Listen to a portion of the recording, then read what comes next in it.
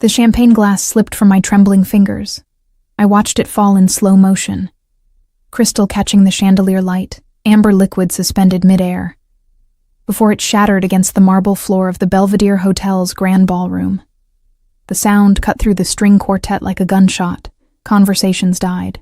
100 pairs of eyes turned toward me. The clumsy server in the ill-fitting black vest, standing in a puddle of expensive champagne and my own humiliation. "I'm so sorry," I whispered, dropping to my knees. Glass bit into my palms as I frantically gathered the shards. Blood bloomed across my fingertips, mixing with the champagne. The scent of it, sweet, alcoholic, expensive, made my stomach turn. Everything made my stomach turn lately. "Leave it." The event coordinator's voice was ice. Marcus gestured sharply toward the kitchen. "Get out of sight. Now." I scrambled to my feet, cradling my bleeding hand against my chest. The vest pulled tight across my ribs. I'd requested a larger size last week, but they'd given me the same one I'd worn for 6 months. Nothing fit anymore. My body was changing in ways I couldn't hide much longer, expanding with a secret that terrified me more than anything else in my life. 3 months. That's how long I'd known about the baby growing inside me. 3 months of morning sickness disguised as food poisoning, of loose shirts and careful angles, of lying to my husband every single day. Not that David would notice. He barely looked at me anymore. The kitchen's fluorescent lights were harsh after the ballroom's romantic dimness. I ran cold water over my hand, watching pink spiral down the drain. My reflection in the steel refrigerator door looked haunted. Dark circles under green eyes, blonde hair escaping its bun, 26 years old but looking 40. When had I become this ghost of a person? "You're bleeding on the floor." Chef Antoine didn't look up from his meticulous plating. "Use the first aid kit or go home. I don't need you contaminating anything else tonight." The casual cruelty shouldn't have stung anymore. I'd been working these events for 2 years, ever since David's pharmaceutical sales job stopped covering our bills. Or rather, stopped covering his gambling debts, the debts he thought I didn't know about. I pressed a clean towel against my palm and leaned against the counter, breathing through another wave of nausea. The kitchen smelled like truffle oil and seared meat and something else. Cigarette smoke drifting in from the service entrance where the other servers took their breaks. I shouldn't be here. I should be home, asleep, taking care of myself and this tiny life inside me. But home was a 1-bedroom apartment, in a building that smelled like mildew and desperation. Home was David passed out on the couch. Empty bottles scattered like evidence of everything we'd lost. Home was the stack of final notices I'd hidden in my underwear drawer, written in increasingly aggressive red ink. I'd married him when I was 22, convinced that love could survive anything. 4 years later, I understood that love was just the beginning. It couldn't survive indifference. It couldn't survive the slow erosion of respect, the death of conversation, the way he looked through me like I was already gone. The baby wasn't his. That truth lived in my throat like a stone I could never swallow. The baby belonged to a single night 3 months ago, when I'd been too tired, too lonely, too desperate to feel something other than invisible. A hotel bar. Too many drinks to drown the sound of David's voice on the phone. "I'll be home late, babe. Don't wait up." For the 100th time, a stranger's kind eyes, hands that touched me like I mattered. I couldn't even remember his name, just the way he'd made me feel alive for a few hours before reality crashed back in. "Emily!" Marcus's sharp voice cut through my thoughts. "The VIP section needs another round. Move." I grabbed a fresh tray, loaded it with champagne flutes, and pushed back through the swinging doors into the glittering chaos of the charity gala. The Belvedere hosted these events twice a month. Rich people paying $1,000 a plate to feel good about themselves while people like me served them and counted tips to make rent. The VIP section occupied the far corner of the ballroom, separated by velvet ropes and the invisible barrier of wealth. I kept my eyes down as I approached, focusing on not dropping anything else, not drawing attention, not existing any louder than absolutely necessary. That's when I smelled it. Sandalwood and something darker. Leather, maybe cedar. Something expensive and masculine that cut through the perfume-heavy air like a blade. It made me pause, made me look up before I could stop myself.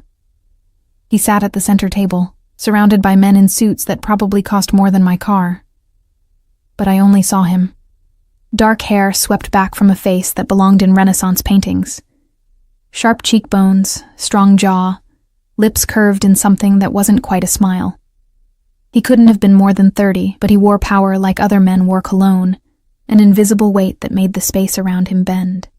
His suit was charcoal gray, perfectly tailored to shoulders that suggested violence kept carefully leashed. But it was his eyes that stopped my heart. Gray. Storm cloud gray. And they were looking directly at me. I forgot how to breathe.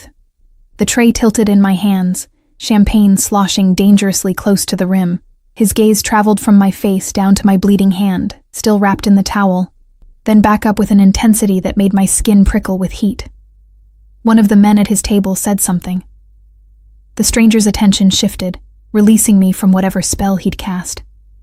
I exhaled shakily and moved forward, setting champagne glasses on their table with trembling fingers. Careful. His voice was low, textured like smoke.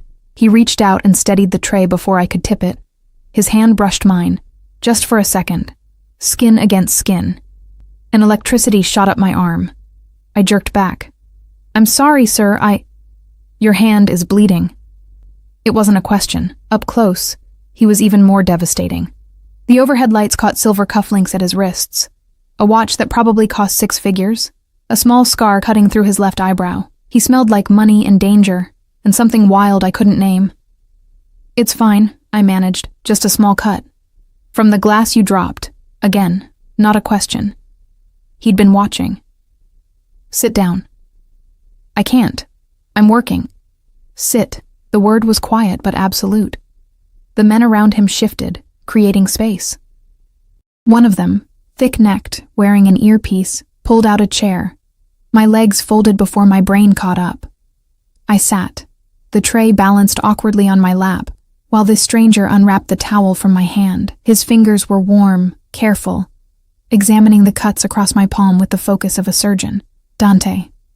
He didn't look up. "First aid kit." The thick-necked man disappeared, the stranger's thumb pressed gently against my wrist, finding my pulse. Could he feel how it raced? Could he sense the panic threading through my veins? Not fear of him, but fear of this. Whatever this was, this attention I didn't deserve and couldn't handle. "You're pale," he observed. "When did you last eat?" "I'm fine." "That's the second time you've lied to me in as many minutes." His eyes lifted to mine, pinning me in place. "I don't like lies, Piccola." The Italian endearment rolled off his tongue like a caress. I should stand up. I should walk away. I should remember that men who commanded rooms like this, who made grown men jump at single words, who touched strangers with the casual assumption of obedience. Those men were dangerous, but I couldn't move. Dante returned with a black leather case. The stranger, I still didn't know his name, opened it with practiced efficiency. Medical supplies, expensive ones. He cleaned my cuts with antiseptic that stung, wrapped my hand in gauze with surprising gentleness. "What's your name?" he asked. "Emily." It escaped before I could stop it. "Emily." He repeated it like he was tasting it, memorizing it. "I'm Mr. Salvatore." Marcus appeared at my elbow, his face pale with barely concealed panic. "I apologize for the disruption. This employee will be disciplined. She'll be fine." Those gray eyes never left mine. "In fact, I'm reassigning her. Emily will serve my table exclusively for the rest of the evening. Of course, whatever you... alone." The word cut Marcus off mid-sentence. "Everyone else can leave." The dismissal was absolute. Marcus backed away, practically bowing. The other servers melted into the crowd. Even the men at Salvatore's table stood and moved to nearby positions, close enough to intervene but far enough to grant the illusion of privacy. We were alone in a room full of hundreds. "You don't have to," I started. "Tell me something, Emily." He leaned back in his chair, studying me with an intensity that made me feel transparent. "Are you afraid of me?" I should say yes. Every instinct screamed that this man was predatory, powerful, exactly the kind of danger I couldn't afford. But something in his question demanded honesty. "No," I whispered. His smile was slow, devastating. "You should be." Before I could respond, My stomach twisted viciously. I pressed my good hand against my mouth, fighting the nausea that had been my constant companion for weeks. Not here. Not now. Please. Emily? His voice sharpened. What's wrong? Nothing, I just need... I stood too quickly. The room tilted. The tray clattered to the floor. Strong hands caught me before I could follow it, pulling me against a chest that was all solid muscle and expensive fabric. Dante. The car. Now. Sir, I'm fine, really, but the world was spinning, my vision tunneling to a pinpoint of light. When had I last eaten? Yesterday? The day before? Food seemed impossible when everything made me sick. The last thing I felt before darkness took me was being lifted into arms that held me like I weighed nothing at all, and that sandalwood scent surrounding me like a promise or a threat. I woke up in the back of a car that cost more than my entire life. Leather, chrome, the hushed purr of an engine that probably had more horsepower than sense. I blinked up at a ceiling lined with ambient lights that shifted from blue to soft white, trying to piece together how I'd gone from the ballroom floor to this mobile palace. Easy. That voice again. Smoke and authority. Don't try to sit up yet. But I did anyway, because lying down in a stranger's car felt more dangerous than vertigo. The world swayed, then settled. I was stretched across a seat long enough to be a small bed. My head had been resting on a pillow that smelled like sandalwood. Him. Salvatore sat across from me in the spacious back cabin, perfectly composed, watching me with those storm-gray eyes. He'd removed his jacket. His white shirt was rolled up at the sleeves, revealing forearms corded with muscle and marked with ink. I couldn't quite make out in the dim light. A tattoo. Multiple tattoos. Not the kind of thing you saw on legitimate businessmen. Where? My voice came out rusty. Where are we? Driving. He lifted a crystal glass. Water, not alcohol. Drink this. I should refuse. I should demand he take me back. Instead, I took the glass with my bandaged hand and drank, the cool water sliding down my throat like salvation. I hadn't realized how thirsty I was. Better? He didn't wait for an answer. You fainted. Low blood sugar. Dehydration. Possibly both. When did you last have a proper meal? I don't see how that's your concern. You made it my concern when you collapsed in my arms, Piccola. He leaned forward, elbows on his knees, close enough that I could see the exact shade of gray in his eyes, darker at the edges, lighter near the pupil, like a winter sky. Now answer the question. Something about his tone made defiance impossible. Yesterday morning. Maybe. His jaw tightened. Maybe. I work 2 jobs. Sometimes I forget. No one forgets to eat. His gaze dropped to my stomach, just for a second, so quickly I might have imagined it. Unless there's a reason food doesn't appeal. My blood turned to ice. He couldn't know. There was no way he could know. I'd been so careful, so paranoid about hiding it. But the way he looked at me, like he could see through skin and bone to the secret growing inside. I need to go home. I set the glass down on the small table between us, trying to keep my hand steady. My husband will be worried. The temperature in the car dropped 10 degrees. Husband. He said it like a curse. Interesting. You're not wearing a ring. Instinctively, I touched my bare left hand. I'd sold my wedding ring 2 months ago to pay the electric bill. David had been too drunk to notice. I don't wear it to work. It's safer. Don't. The single word cracked like a whip. I told you I don't like lies. We stared at each other across the small space. Through the tinted windows, I could see the city sliding past. Buildings I didn't recognize, streets too clean and well-lit to be anywhere near my neighborhood. Panic fluttered in my chest. Where are you taking me? Somewhere you can eat a proper meal without fainting. He pulled out his phone, typed something with quick, efficient movements. My doctor will meet us there. He'll check you over. No. The word burst out sharper than I intended. No doctors, I'm fine. Just take me home. His eyes narrowed. You just collapsed unconscious. I'm fine. I could hear the desperation in my voice, the edge of hysteria. A doctor would know immediately, would see what I'd been hiding, would ask questions I couldn't answer. Please. I just need to go home, to your husband who doesn't notice you don't eat. His voice was soft, deadly. Who lets you work yourself sick at 2 jobs? Who doesn't even care enough to make sure you wear his ring? You don't know anything about my life. I know you're lying to yourself. He tilted his head, studying me like I was a puzzle he intended to solve. I know you're protecting someone who doesn't deserve it. And I know that whatever you're hiding, Piccola, it's eating you alive. Tears burned behind my eyes. I blinked them back furiously. I would not cry in front of this stranger, this dangerous man who saw too much and made me feel too exposed. Why do you care? My voice broke on the question. You don't know me. No, he agreed. Not yet. The certainty in those 2 words made my stomach flip in a way that had nothing to do with morning sickness. The car slowed, turned, descended into what looked like an underground parking garage. But not just any garage. This was the kind with security checkpoints and cameras every 10 feet.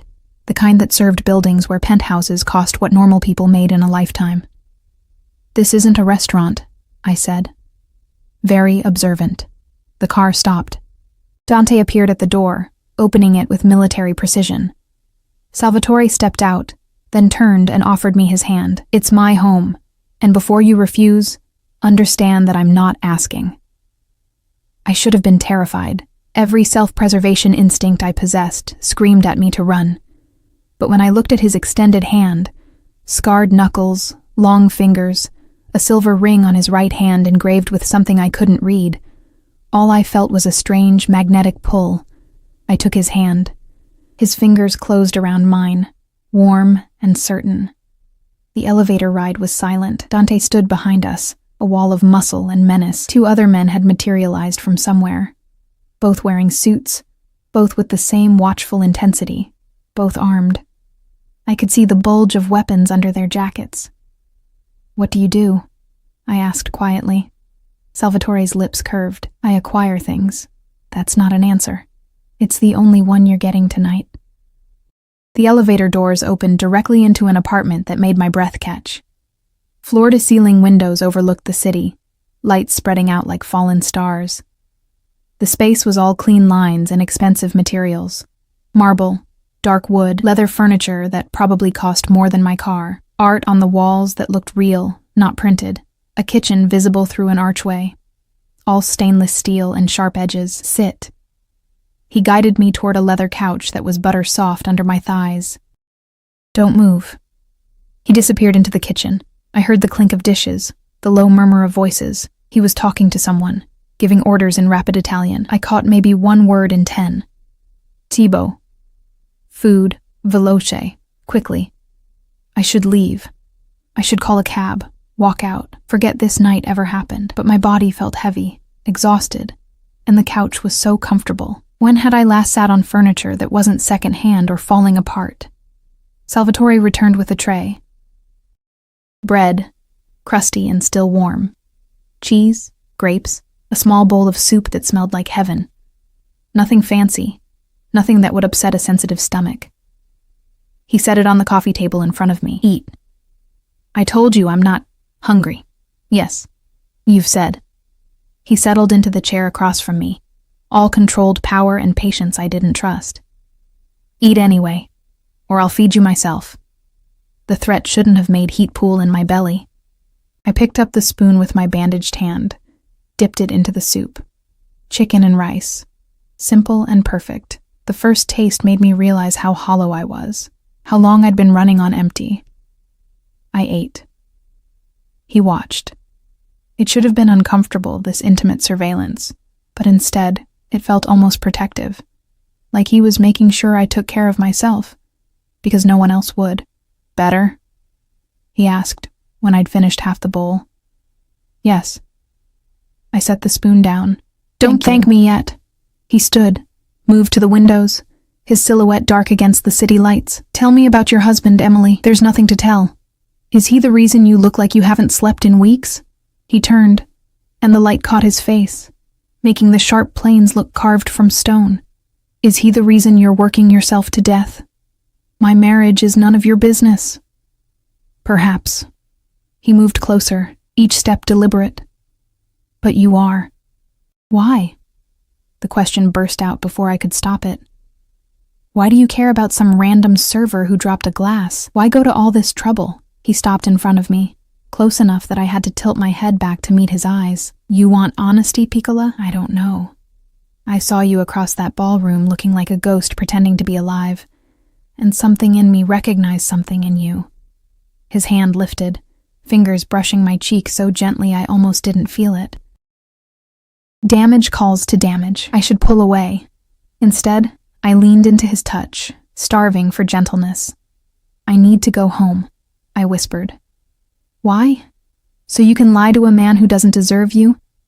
So you can keep pretending everything is fine? His thumb traced my lower lip and I shivered. Stay tonight. Sleep in a real bed. Let someone take care of you for once. I can't. Can't or won't. My phone buzzed in my pocket, reality crashing back in. I pulled it out with shaking hands. 3 missed calls from David. My stomach dropped. Salvatore read my expression. His face went cold, hard, all the gentleness vanishing like it had never existed. Call him back. What? Call your husband. Tell him you're safe, that you're staying with a friend tonight. His voice was ice. And tomorrow, you're going to tell me the truth about why you're really afraid to go home. You can't just... I can. He straightened, putting distance between us. Dante will show you to the guest room. You'll find everything you need. In the morning, we'll talk. And if I refuse? His smile was sharp enough to draw blood. Then I'll have you followed home. I'll watch you walk into whatever situation you're so desperate to hide. And then I'll intervene anyway, Piccola, but with much less kindness. It wasn't a threat. It was a promise. I stood on shaking legs. You're insane. Probably. He turned back to the windows, dismissing me. But I'm also the only person who's noticed you're drowning. So make the call, Emily, and then get some rest. Because tomorrow, everything changes. I wanted to argue, to fight. But exhaustion was crashing over me in waves, and the thought of going back to that apartment, to David's indifference and my carefully constructed lies, made me want to scream. I dialed. David answered on the 4th ring, voice slurred. Em? Where the hell are you? I'm staying at Sarah's tonight. The lie came easily. Sarah was a co-worker he'd never met. One of her kids is sick. She needs help. Whatever. I could hear the television in the background, the crack of a beer can opening. Don't wake me when you get home tomorrow. He hung up before I could respond. I stared at the phone, feeling nothing. Not anger, not hurt. Just the hollow echo of a marriage that had died so slowly I'd barely noticed it was gone. When I looked up, Salvatore was watching me in the reflection of the window, his expression unreadable. Guest room is down the hall, he said quietly. 2nd door on the left. Lock it if you want. Though I promise, Piccola, you're safe here. From him? Or from everything else? I didn't ask. I just followed Dante down a hallway lined with closed doors and secrets, into a bedroom that was bigger than my entire apartment, and when I finally locked the door and collapsed onto a bed that felt like sleeping on clouds, I let myself cry for the first time in months. Tomorrow, he'd said. Everything changes. I was terrified he was right. I woke to sunlight streaming through floor-to-ceiling windows and the smell of coffee. For a moment, I didn't remember where I was. The sheets were too soft, the mattress too perfect, the silence too complete. Then it all crashed back. The gala, the fainting, Salvatore's storm-gray eyes and dangerous promises. I sat up slowly, testing my body. The nausea was still there, a low simmer in my stomach, but manageable. Someone had left clothes folded on a chair by the door, expensive-looking loungewear in soft gray, tags still attached. My work uniform was gone. The adjoining bathroom was all marble and chrome, with a shower that had more settings than my car. I stood under water hot enough to scald, letting it wash away the previous night's terror and confusion.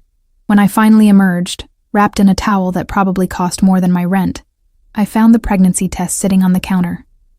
My heart stopped. It was still in the box, unopened, placed carefully next to a handwritten note in sharp, masculine script. You don't have to tell me, but you should tell yourself. He knew.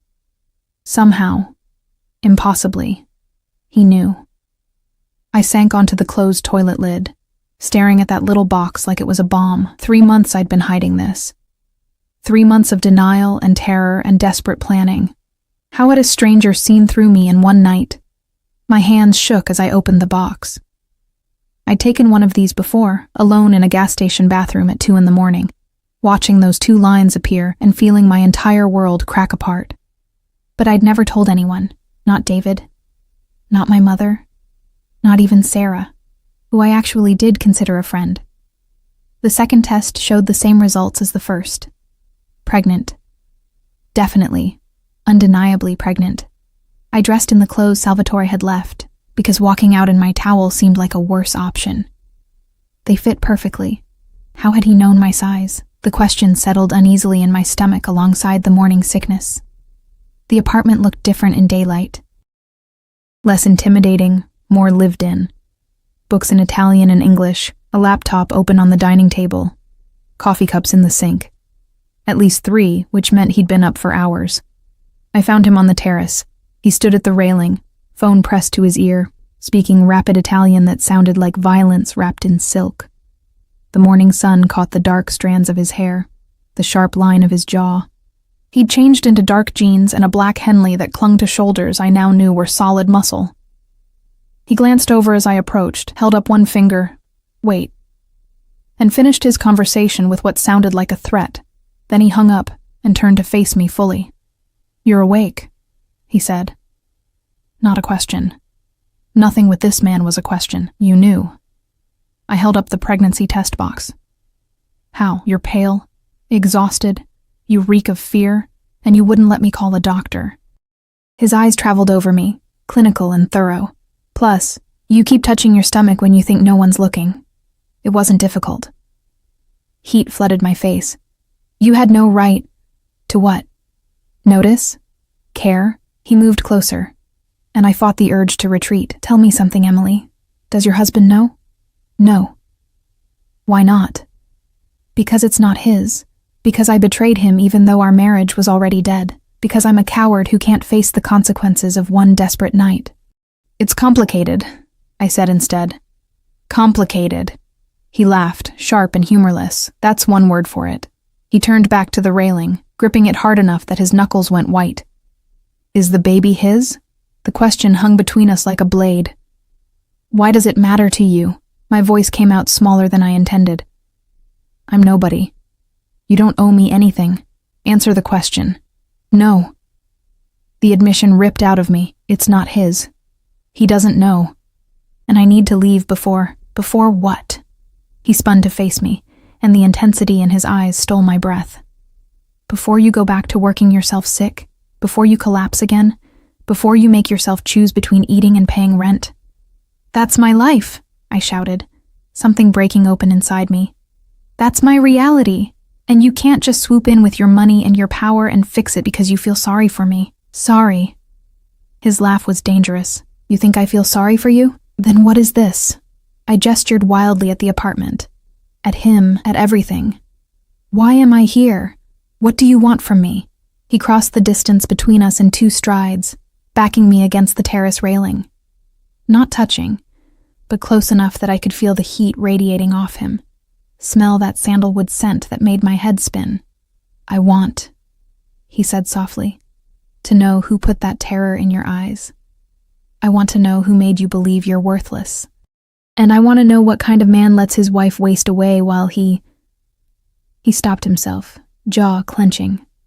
But more than that, Piccola, I want to know why you're protecting him. I'm not. You called him last night, lied about where you were, listened to him hang up on you like you didn't matter. His hand lifted, fingers threading through my damp hair. Tell me I'm wrong. I couldn't. The truth was written all over my face. He doesn't hit me, I whispered. It's not like that. There are many ways to hurt someone, Emily. Fists are just the most obvious. His thumb traced my cheekbone. Does he know you're drowning? He has his own problems. That's not an answer. What do you want me to say? Tears blurred my vision. That my marriage is over? That I made a mistake and now I'm pregnant with another man's baby? That I'm so tired I can barely think straight? That I work 2 jobs and can't afford groceries? That I'm terrified every single day? Yes. His forehead pressed against mine. Say all of it. Stop pretending you're fine. I can't afford to not be fine. The words broke on a sob. I have to keep going. I have to figure this out. I have to... You don't have to do anything alone anymore. You don't even know me. Then let me. His hands cupped my face, thumbs wiping away tears I didn't remember shedding. Let me help you. Why? The question was barely a whisper. His eyes searched mine, and for just a moment, I saw something raw and aching beneath all that controlled power, because someone should have helped me once, and no one did. Because I know what it's like to feel trapped, and because when I look at you, Piccola, I see someone worth saving. I should have pulled away, should have told him this was insane, that I couldn't accept help from a stranger, that whatever this was would only make everything more complicated. Instead, I leaned into his touch and let myself believe, just for a moment, that maybe I didn't have to do this alone. My phone shattered the moment. David's name flashed across the screen. Salvatore's expression went cold. Don't answer it. I have to. If you don't, what? He'll worry? He'll come looking for you? His voice was acid. Or will he just open another beer and forget you exist? The accuracy hurt more than it should have. I answered anyway. Where are you? David's voice was sharp, suspicious. Sarah said you never came over. My blood turned to ice. What? I called her. Wanted to know when you'd be back. I could hear the accusation underneath. She had no idea what I was talking about. So I'll ask again. Where the fuck are you, Emily? Salvatore watched me, perfectly still, but I could feel the danger rolling off him in waves. I met another friend. I didn't want to bother Sarah. Stop lying. Are you with someone? David's voice rose. Is that what this is? No. David, I just needed... Get home. Now. We need to talk. The line went dead. I stared at the phone, dread settling like concrete in my stomach. Salvatore took it gently from my shaking hands. You're not going back there, he said. I have to. No, you don't. He pulled out his own phone. Dante will pack your things. You'll stay here until... Until what? Panic made my voice sharp. You can't just keep me here. I have a life. Responsibilities. You have a husband who tracks your lies and demands you come home like your property. His eyes were iron. That's not a life, Emily. That's a prison. You don't understand. Then explain it to me. He stepped closer, intensity burning in every line of his body.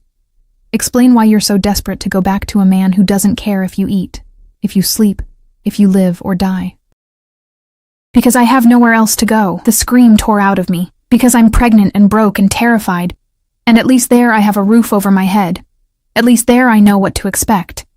And what do you expect, Piccola? His voice dropped to something deadly soft. That he'll forgive you for the baby? That he'll suddenly become the man you need? Or are you just waiting for him to destroy what's left of you? Stop. I pressed my hands over my ears like a child. Just stop. He pulled my hands down gently, but his grip was unbreakable. I'm going to tell you something, and you're going to listen. Your husband called your friend to check your alibi. That means he suspects, and when men like that suspect, they don't ask questions. They look for proof. How long before he finds it? Finds what? The pregnancy test you bought 3 months ago. The prenatal vitamins hidden in your dresser. The hospital bills from the clinic. His eyes bored into mine. I had someone look into your life last night, Emily. It took them 4 hours to find everything you've been hiding. The world tilted. You had no right. I had every right to protect what's mine. I'm not yours. Not yet. The certainty in those 2 words made my knees weak. But you will be. Because I'm going to make you a deal, Piccola, and you're going to take it. What deal? He released my hands, straightened to his full height. In the morning light, he looked like something carved from marble, beautiful and brutal, and absolutely certain. You divorce your husband, you let me provide for you and the baby. And in return, his smile was sharp, you tell me the truth about everything. No more lies, no more hiding. You let me take care of you. That's insane. Probably. He shrugged. But it's also the only option that doesn't end with you broken. So what's it going to be, Emily? Prison or freedom? I thought about David's voice on the phone. The way he'd checked my story, the look he'd have when I walked through the door. suspicious, angry, looking for ammunition. I thought about the baby growing inside me, the one I couldn't afford to keep but couldn't bear to lose. And I thought about this dangerous stranger offering me salvation with blood on his hands and storm clouds in his eyes. "If I say yes," I whispered, "what happens then?" Salvatore's smile was terrifying and beautiful. "Then I make your problem disappear, Piccola. Permanently." "What do you mean, permanently?" Salvatore's expression didn't change, but something flickered in his eyes. Amusement, maybe. Or approval that I'd asked. "I mean, your husband signs the divorce papers without contest. You get what you need from the settlement, and he never bothers you again." "How?" My voice was barely above a whisper. "How could you possibly guarantee that?" "Because men like David respond to one thing. Fear." He said it so casually, like he was discussing the weather, and I'm very good at making people afraid. I should have been horrified, should have run. But part of me, the exhausted, desperate part that had been drowning for so long, wanted to let him, wanted to hand over all my problems to this beautiful, dangerous man, and let him solve them with whatever brutal efficiency he deemed necessary. "I can't ask you to do that," I said. "You're not asking. I'm offering." He moved to the terrace table, poured coffee from a carafe I hadn't noticed. "Sit, eat. You haven't had breakfast." There were pastries arranged on a plate.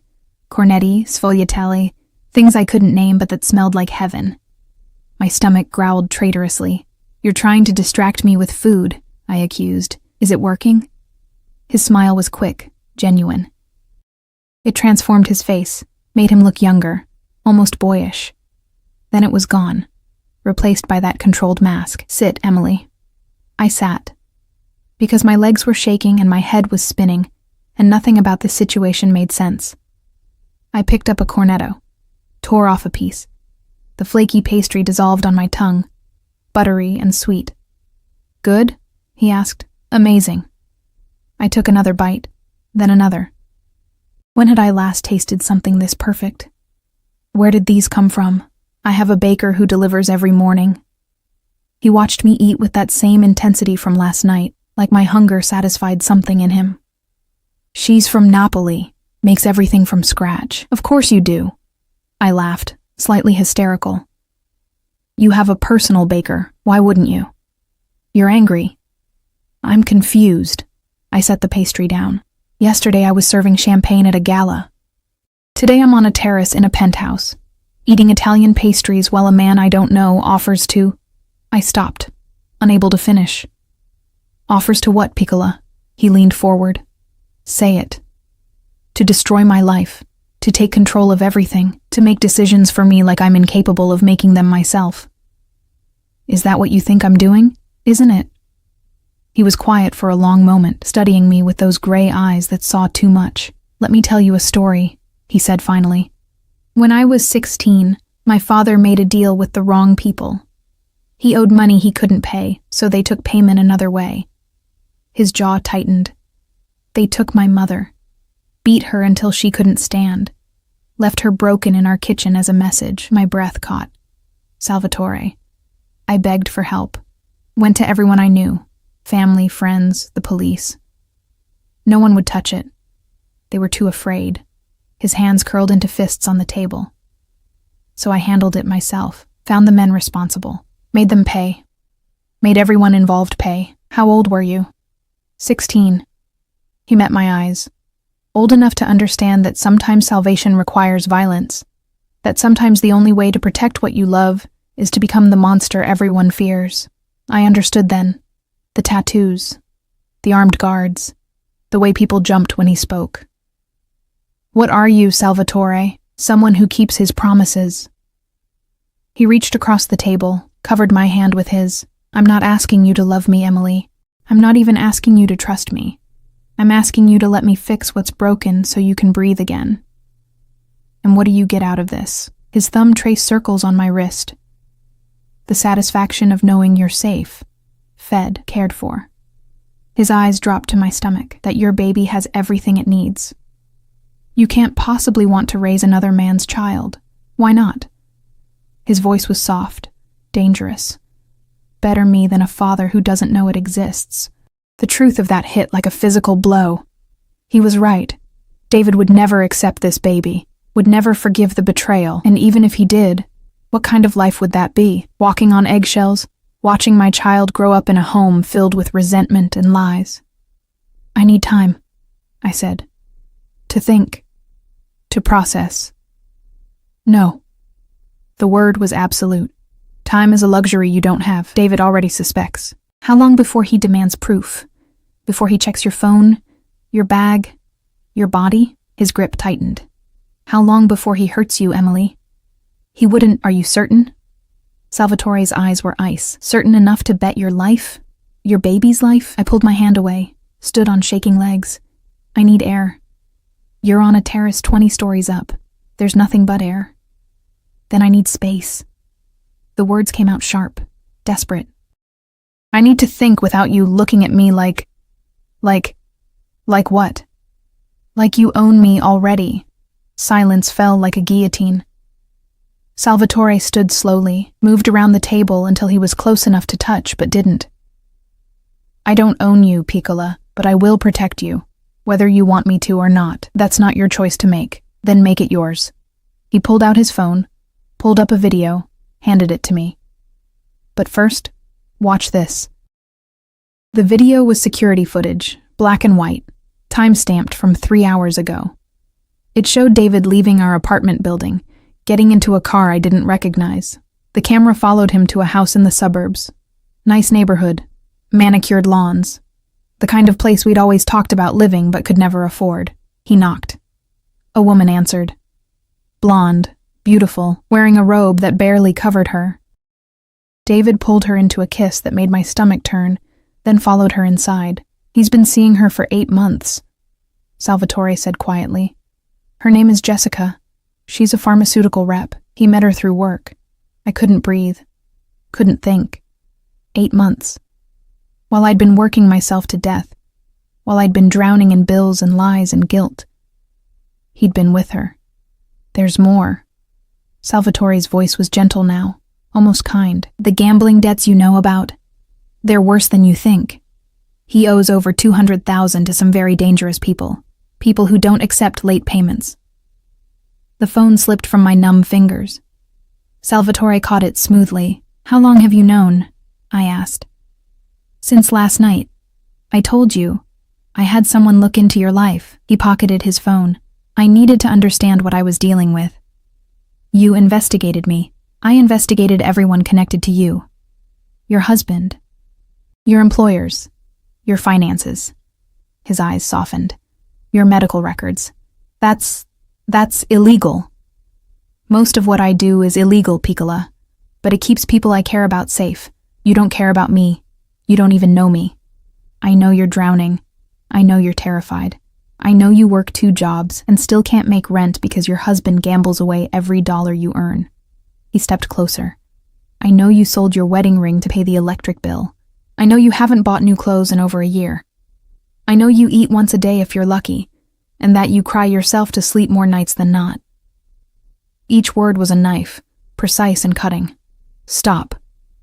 I know you're 3 months pregnant with a baby you're terrified to have and can't bear to lose. I know the father was a one-night stand you can barely remember, and I know. His voice dropped to something raw. I know you've been planning to disappear. That you have $500 hidden in a tampon box and a bus ticket to Portland dated for next week. My legs gave out. I would have fallen if he hadn't caught me. Strong arms pulling me against his chest. I couldn't fight anymore. Couldn't pretend. Couldn't hold together the crumbling pieces of my carefully constructed lies. How? The word was muffled against his shirt. Because I see you, Emily. His hand stroked my hair. All of you. The parts you show the world and the parts you hide. And what I see is someone worth saving. I cried then. Really cried. Not the quiet, controlled tears I allowed myself in the shower or late at night when David was passed out. But great, heaving sobs that shook my entire body. Releasing months of fear and pain and exhaustion. Salvatore held me through all of it. Didn't tell me to stop. Didn't tell me it would be okay. Just held me. Solid and warm and present in a way no one had been in so long. When I finally quieted, he guided me to the couch, settled me against his side like it was the most natural thing in the world. Better? No. I wiped my face with shaking hands. Everything is still terrible. I'm still pregnant and broke and married to a man who's cheating on me while owing money to dangerous people. True. His arm tightened around me, but now you're not facing it alone. Why are you doing this? I turned to look at him, really look at him. In the morning light, I could see the details I'd missed, the scar through his eyebrow, the faint lines at the corners of his eyes, the way his jaw clenched when he was holding something back. What do you really want from me? He was quiet for so long I thought he wouldn't answer. Then, redemption, maybe. Or just the chance to do something right for once. His fingers traced my cheekbone. I told you, damage calls to damage. When I look at you, I see someone fighting to survive in a world that doesn't care if she lives or dies. I was that person once. No one saved me. So maybe I'm saving you to prove that someone could have saved me. It was the most honest thing anyone had said to me in years. I'm scared, I whispered. Good. Fear keeps you alive. He tilted my chin up, forcing me to meet his eyes. But let me be clear about something, Piccola. If you accept my help, if you let me into your life, there's no going back. I don't do anything halfway. I will protect you, provide for you, destroy anyone who tries to hurt you. But in return, you belong to me. Not as property, he added quickly, reading my expression. But as mine to protect, mine to care for. Do you understand? That sounds like ownership. Call it what you want, but those are my terms. I should have said no. Should have walked out. Should have found another way, any other way, that didn't involve binding myself to a man who casually admitted to violence and illegal activities. But when I thought about going back to David, to those debts, and that empty apartment, and the woman he'd been kissing while I struggled to survive, when I thought about my baby, growing inside me, innocent and deserving of so much more than I could give alone, the choice wasn't really a choice at all. Okay, I breathed. His eyes flared. Okay? Help me. Please. The words caught in my throat. I can't do this alone anymore. Salvatore's smile was slow, triumphant, terrifying. He pulled me closer, pressed his lips to my forehead in something that felt like a brand. Then consider it done, Piccola. As of this moment, you're under my protection. And I promise you, his voice dropped to something deadly soft. Anyone who tries to hurt you will regret ever being born. Block 5. The next 72 hours passed in a blur of controlled chaos. Salvatore, whose full name I learned was Luca Salvatore, moved with the precision of a general orchestrating a war. Which, I supposed, he was. Day 1. Dante arrived at my apartment while David was at work. I'd given him my key with shaking hands, terrified of what he might find, what David might have discovered. But Dante returned 3 hours later with everything I owned packed into boxes that were already being moved into a furnished apartment across town. 1 bedroom, top floor, security system that probably cost more than my car. Paid in full for a year. You can't, I started. Already done, Luca said, not looking up from his laptop. We were in his office. Dark wood, floor-to-ceiling bookshelves. A view that made my stomach drop. David came home early. Dante handled it. My heart stopped. Handled it how? He explained that you were leaving, that the marriage was over, that any attempts to contact you would be inadvisable. Luca's smile was sharp. Your husband was very understanding once the situation was clarified. I didn't ask what clarified meant. I wasn't sure I wanted to know. Day 2. A lawyer appeared. Not just any lawyer, a woman in a suit that screamed power, with eyes like a shark and a smile that promised blood. Her name was Victoria Chen, and within 2 hours she'd drafted divorce papers that would give me everything.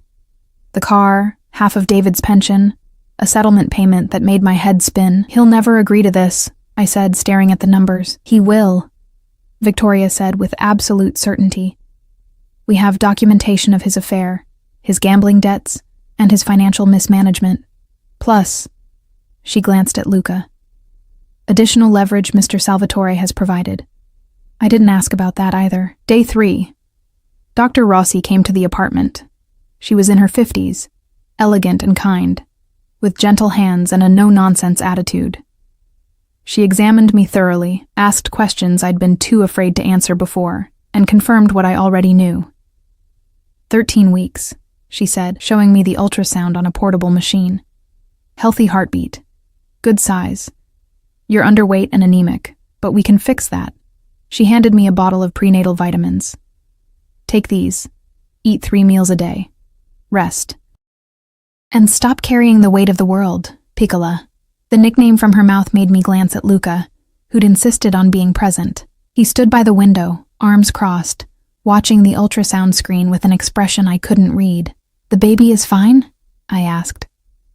The baby is perfect, Dr. Rossi smiled, though I suspect they'll be spoiled rotten if Mr. Salvatore has anything to say about it. I don't spoil, Luca said mildly. I provide. Is there a difference? I muttered.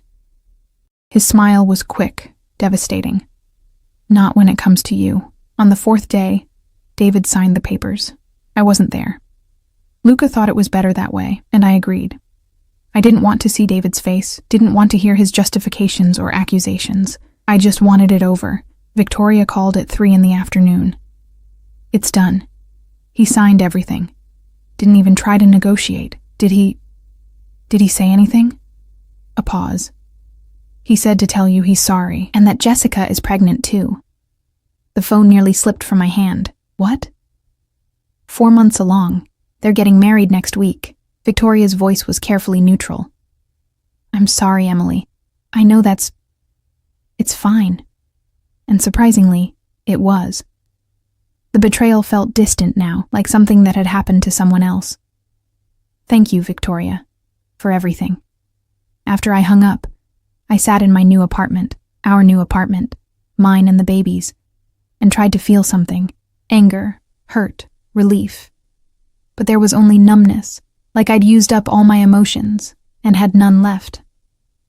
Luca found me there an hour later. He'd started doing that, appearing when I needed him most, like he had some 6th sense for my breaking points. Dante said you've been sitting in the dark for an hour, he said, flipping on lights. I'm fine. You say that a lot. He settled onto the couch beside me, close enough to touch but not touching. It's never true. David's moving on. Getting married. Having a baby with someone else. I stared at my hands. I should feel something about that. Should you? His voice was quiet. Or are you just telling yourself you should because that's what you think you're supposed to feel? I turned to look at him. In the soft lamplight, he looked less dangerous, more human. How do you always know what I'm thinking? Because I pay attention. His hand found mine, fingers lacing through. And because you're not as difficult to read as you think. What am I thinking now? That you're free, but you don't know what to do with freedom. That you're terrified of being alone, but more terrified of letting someone in. That you want to trust me, but you're afraid I'll turn out to be just another man who hurts you. His thumb stroked my wrist. Am I close? Uncomfortably. He smiled. I have a confession. Just one? For tonight. He shifted, turning to face me fully. I lied when I said I didn't know why I helped you. I knew exactly why the moment I saw you in that ballroom. My heart stuttered. Why? Because you looked the way I felt for years. Like you were drowning in plain sight while everyone pretended not to notice. Like you were screaming and no one could hear. His eyes held mine. I saw you, Emily, and I couldn't walk away from that. Luca. Let me finish. His hands cupped my face, gentle despite their roughness. I know this is fast. I know you're still processing everything. I know you probably think I'm insane or controlling or both, but I need you to understand something. This isn't temporary for me. You're not a project I'll lose interest in. When I commit to something, Piccola, I commit completely. You barely know me. I know enough. I know you're strong enough to survive in a marriage that was killing you. I know you're brave enough to protect a baby you're terrified to have. I know you're kind even when life has given you every reason not to be. His forehead pressed against mine, and I know that I want to spend every day learning the rest. That sounds like... I couldn't say it. Like what?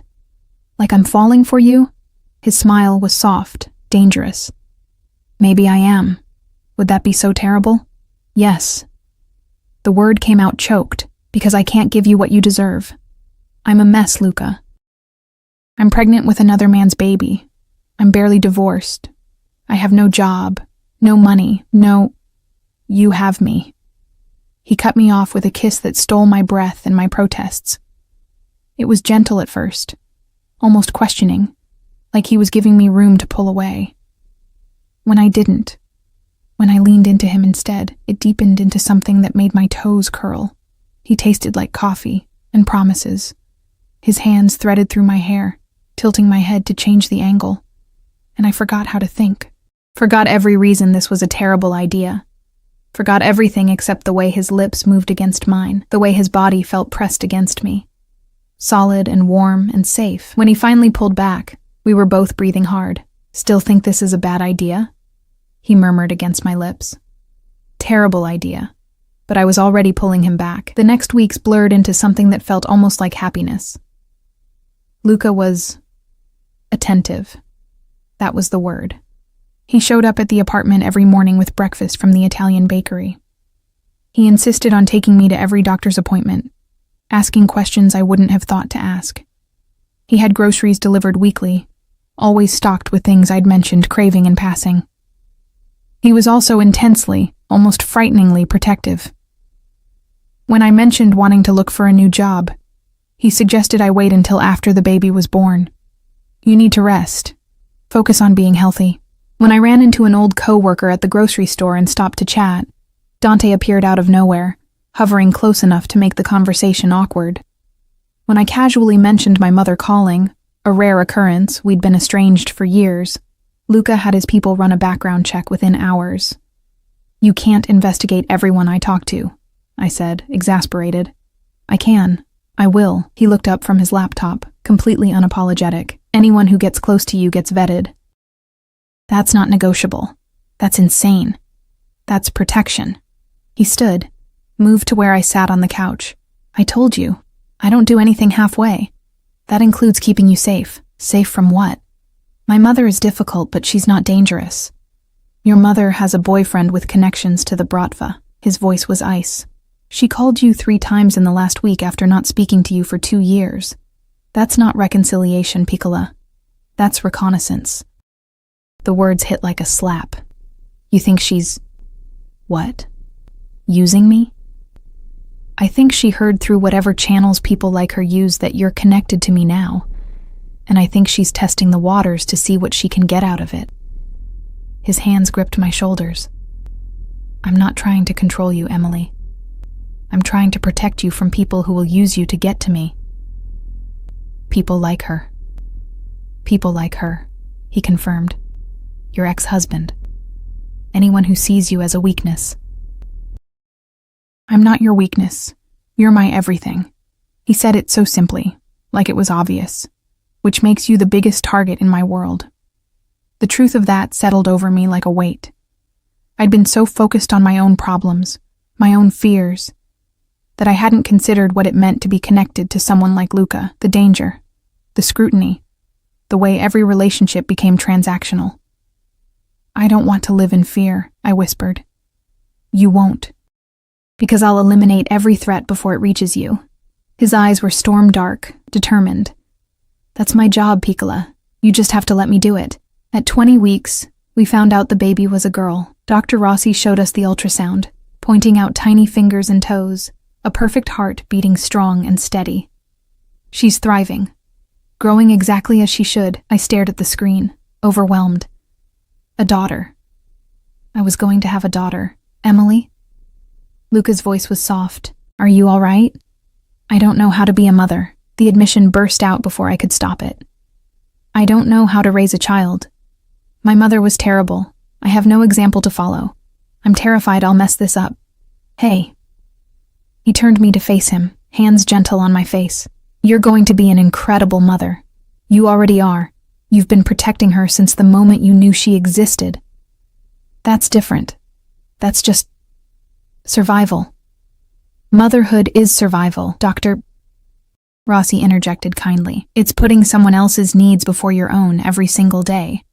You've already been doing that. But what if I'm not enough? Then I'll be enough for both of us.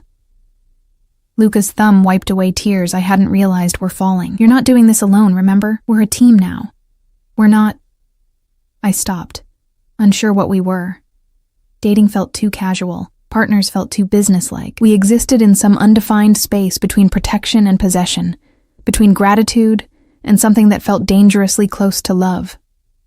We're family, Luca finished firmly. You, me, and her. That's what we are. That night, he took me to dinner at a restaurant I couldn't pronounce. Private room, table set for two, windows overlooking the city. It was romantic and terrifying and perfect. What are we celebrating? I asked. You, her, us. He poured wine for himself, sparkling water for me. The fact that you're healthy and safe and here. You do realize this is incredibly possessive, right? The protection, the gifts, the way you look at me like you're mine? His smile was sharp. I am possessive, Piccola. I don't share. I don't compromise. And I don't let go of what belongs to me. I don't belong to you. Don't you? He leaned forward, eyes intent. Who pays your rent? Who makes sure you eat? Who holds you when you cry and promises that everything will be okay? That doesn't mean... Who do you call when you're scared? Who do you trust to protect your daughter? His voice dropped. Who do you dream about at night when you touch yourself and think I don't know? Heat flooded my face. I don't. The walls are thin, Piccola, and I've spent more than one night listening to you moan my name. He stood, moved around the table until he was close enough to touch. So yes, you belong to me, the same way I belong to you.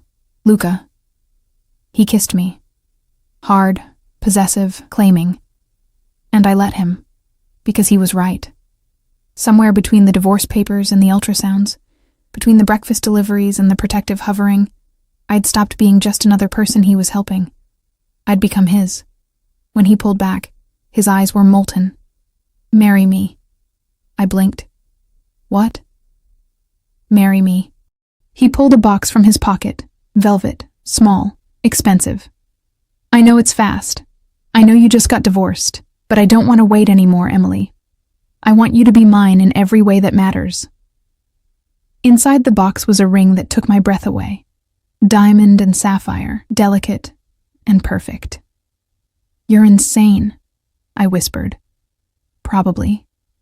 He took the ring out, held it up. But I'm also completely certain. I want to wake up next to you every morning. I want to raise your daughter as mine. I want to build a life with you that has nothing to do with survival and everything to do with joy. His eyes held mine. Say yes. I should have said no. Should have pointed out all the reasons this was crazy. The speed, the circumstances, the fact that we'd known each other for less than 3 months. But when I looked at him, I didn't see danger or possession. I saw the man who'd saved me when I was drowning, who'd protected me when I had nothing, who'd chosen me and my unborn daughter when he could have chosen anyone. I saw my future, complicated and intense and probably chaotic, but mine. Yes, I breathed. His smile was blinding. He slipped the ring on my finger, perfect fit, of course, and pulled me into a kiss that promised forever. 3 months later, we married in a small ceremony. Dr. Rossi and Victoria were there. Dante stood as Luca's best man, looking uncomfortable in a tux. I wore a simple dress that accommodated my growing belly, and when Luca looked at me walking down the aisle, I saw everything I needed in his eyes. Love, protection, possession, devotion, everything. Our daughter was born on a cold December night. 8 hours of labor that Luca refused to leave for even a moment, holding my hand and whispering encouragement in Italian. When the doctor finally placed her in my arms, tiny and perfect and ours, I understood what people meant when they said your heart could exist outside your body. She's beautiful, I whispered. Like her mother. Luca kissed my forehead, then the baby's. What should we call her?